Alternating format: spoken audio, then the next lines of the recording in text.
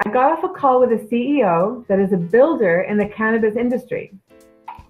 He has an in-house accountant, but is looking to file personal and business taxes for 2014 through 2018. How do I price him? His estimated AGI, that's adjusted gross income, is below. So 2014, 723K up through 2016 of adjusted gross income of 4.9 million. So I'm glad you asked, and I would need some more information, but I'll give you a framework of things to consider. So first of all, I get that his adjusted gross income, that means in his personal situation, are the figures that you provided. What would also be important to know, though, is to take this from the point of view of the business. In general, you said he has an in-house accountant. Even though he has someone, looking from the standpoint of the business, even if you're doing only tax work, looking from the standpoint of the business can maybe give you better insights. So you want to look at the gross revenues of the business. You obviously have profitability information if you have his AGI. Some people add a premium for doing the catch-up work of going back in time because there could be additional issues.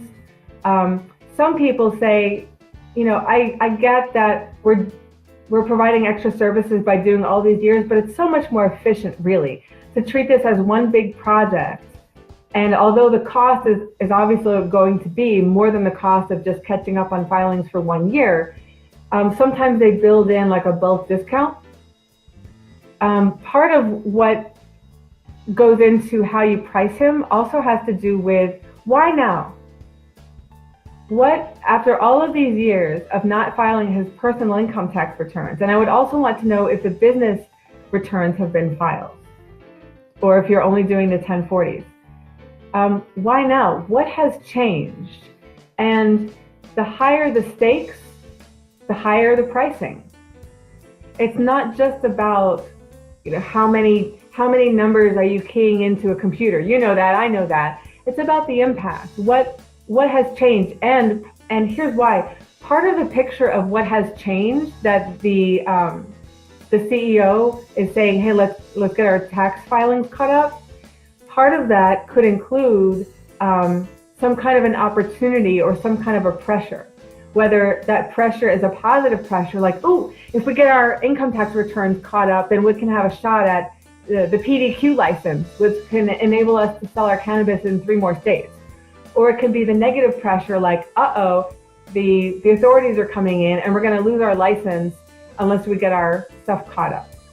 Being clear on what the incentives are and what the pressures are is actually a part of pricing. So those are some things to consider. Yeah, no business returns have been filed either. Something else to find out is, have the books been done to your level of satisfaction, right? I know you well enough to know that you're not just going to take the numbers and plug them in and say, oh, here are your returns. You'd want to know that the numbers coming in are good numbers, because if they're not, then you have grounds to tell the client, your in-house accountant hasn't been serving you. Let us serve you in that capacity as well. So that's something worth finding out, because if you have the opportunity to provide a broader suite of services, it may also make sense to offer the client a deal on the tax returns. I'm not suggesting that you do some kind of a low end, like, oh yeah, we'll do your returns for 20% of the retail cost if you sign on for year-round bookkeeping as well. No, that's way too deep. But it helps to reduce the client's risk if they're upgrading their certainty. And if you have a team, your team can offer the client greater certainty and go beyond where their current person is stopping, then that's something that you want to take advantage of as well, and consider in your pricing. And I know that I've given you a framework and not numbers, and I would stop short of giving numbers because I haven't priced out tax returns in probably 5 or 6 years. So I just want to be clear in what I'm sharing with you and what I'm not sharing with you. I'm sharing with you the framework of things to consider. I don't have numbers for you, but get clear on what the whole situation is.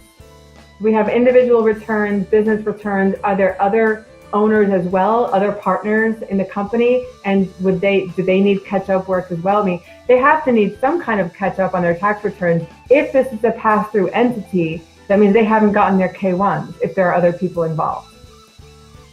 So you're doing the cleanup and review of books prior to filing, taking on accounting role for his business. Nice. Very nice. Good. Just be careful of the word review. You don't want to say that you're reviewing somebody's books. You might say evaluate, because review has a very special connotation in the accounting industry. So a cleanup and let's say evaluation of books, good stuff. Good. So that's the framework that I would use. And I would advise, talk to someone who's a current tax preparer for some more hard and fast numbers on what to offer for the tax return. But one thing to consider though is don't line item this. If you're going to go in and take on the accounting role and include tax, don't line item this much, this service is worth this much. Just sell the bundle and privately, internally use the parts and pieces to figure out how much you should charge.